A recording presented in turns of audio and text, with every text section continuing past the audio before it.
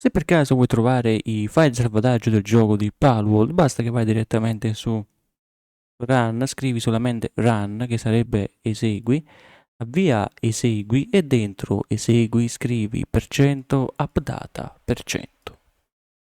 Facciamo ok e andiamo direttamente in appdata, cartella local, scende fino a giù fino a trovare così una cartella che si chiama pal, eccola qua pal, vai in save, config, wingdk ed ecco qua tutti i file del gioco. Puoi anche entrare nelle altre cartelle, game, configurazione del gioco, ma qui trovi tutti i file del tuo mondo creato.